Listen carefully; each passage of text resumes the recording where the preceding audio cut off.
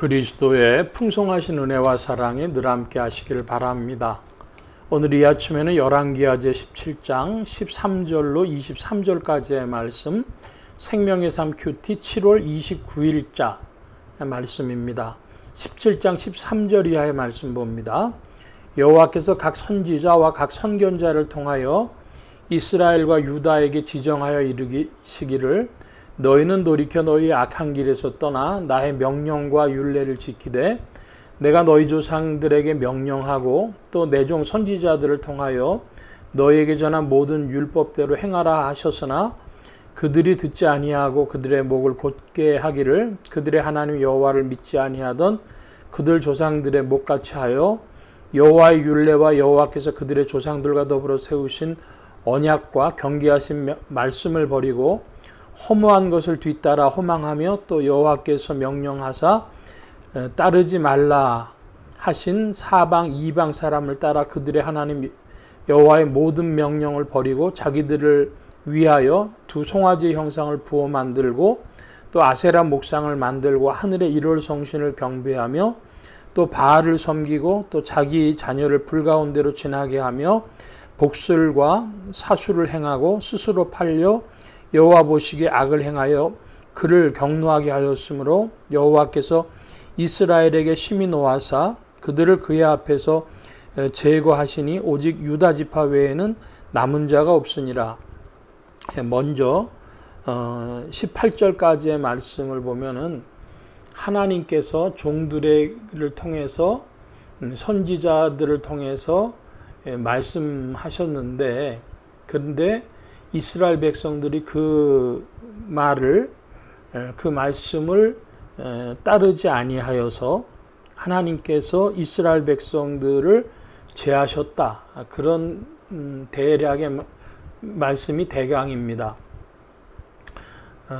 이스라엘 백성들이 하나님 떠난 구체적인 모습에 대하여서 이야기하기를 송아지 형상을 둘씩이나 만들었다.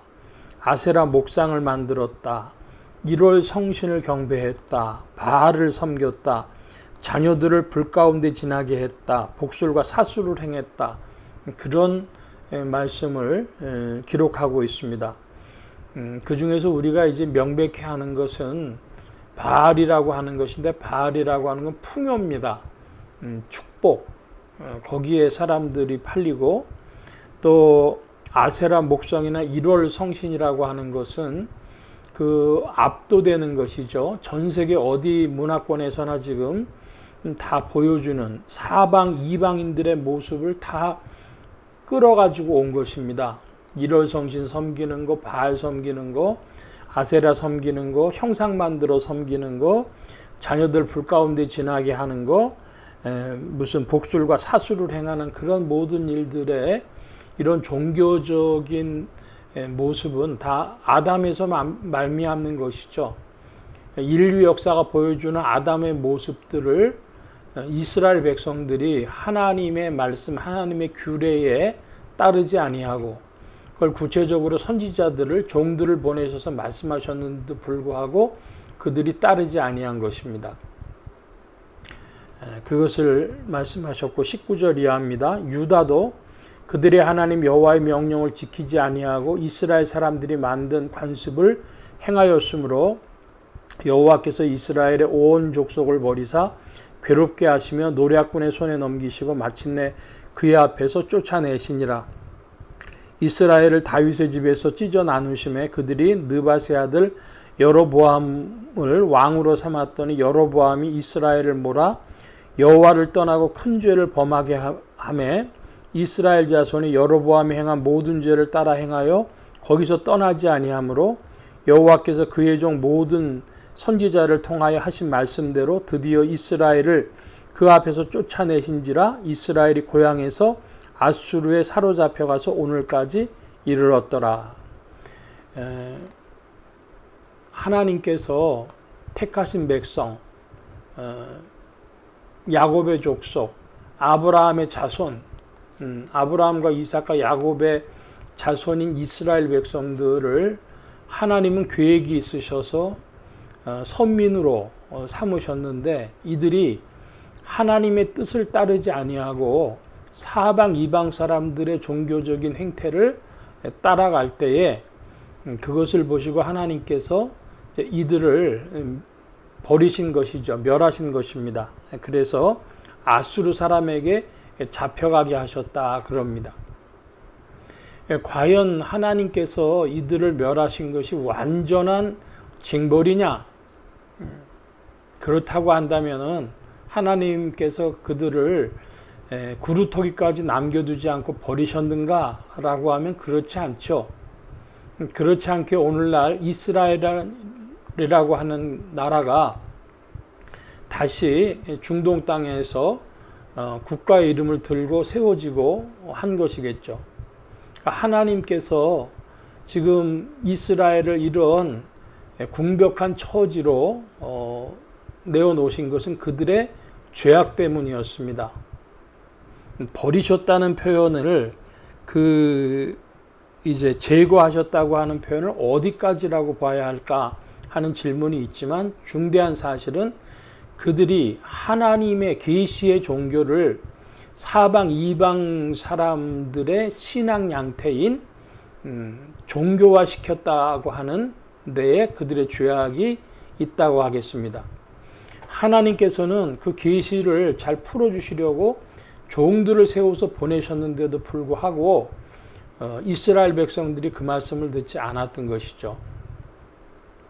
자, 오늘날도 이 말씀을 조금 우리가 대비적으로 살펴본다고 하면 기독교 2000년사의 역사를 볼 때 기독교 신앙은 그 복음을 하나님의 말씀대로 잘 따르고 섬겼는가? 그렇지 않으면 사방의 이방 종교들의 그 형태들이 습합되어져서 기독교 안으로 들어왔는가 할 때에 사방 이방 종교들이 습합해서도 들어왔다고 하는 것이 맞겠죠. 그 중에서도 북이스라엘과 남유다로 나눌 때에 우리 프로테스탄트 신앙을 가진 사람들은 그 북이스라엘을 카톨릭이라고 볼 수가 있겠습니다. 그들이 여러 가지 그 종교적인 규례들을 오늘도 많이 가지고 있죠. 우리가 신앙을 회복시켜 보려고 했는데 문제는 개신교 신앙, 프로테스탄트 신앙은 또 하나님의 말씀대로 했느냐 하는 것입니다. 한국 기독교로 좁혀서 본다면 한국 기독교가 그렇지 않기 때문에 가나안 성도라든지 뭐 이런 이들이 많이 늘고 하겠죠. 그러므로 하나님의 계시 말씀을 성도들이 깊이 상고하고 그 말씀을 따르려고 하고 충성할 때에 거기에 하나님과의 신앙의 바른 관계가 있지, 그렇지 않으면 세상과 습합되어지고 내부적인 부패로 말미암아서 하나님의 나라가 가려진다. 오늘 신약교회의 복음 안에서도 하나님 나라가 가려진다. 이렇게 말씀을 드릴 수 있겠습니다. 우리가 요한계시록 하는데 요한계시록을 다 종말론으로 풀지만은 요한계시록을 교회론으로 푸는 신학자들도 많이 있습니다. 저도 요한계시록을 교회론으로 보는데 요한계시록의 2장 3장은 뭐냐면 7개의 교회 모습을 보여주지 않습니까? 끝에 가서도 그러합니다. 참교회냐 거짓교회냐, 음녀 바벨론이냐 새 예루살렘이냐, 이 싸움을 보여주는 것이죠. 참된 교회, 그것이 무엇인가?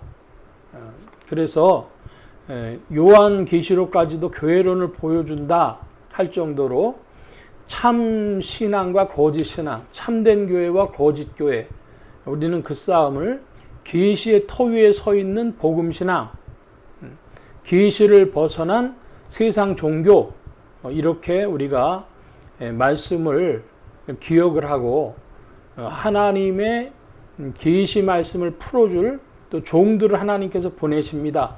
그러니까 주여 오늘도 주의 일꾼들을 세우셔서 말씀을 더욱 풀어주시고 주님의 세계를 가르쳐 주옵소서, 이렇게 구해야 할 것입니다.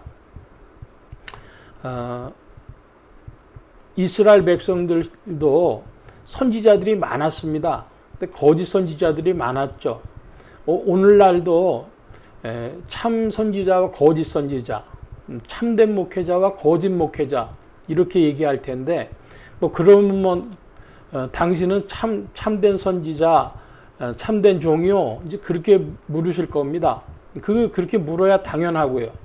그럼 그렇게 물으시려면 뭘 갖고 물으셔야 되냐 하면 성도들이 성경 말씀을 상고해 가지고 여기서는 저 지금 목사가 바른 말씀 전하는 게 아니라 쓸데없는 얘기를 하고 있는 것이구나.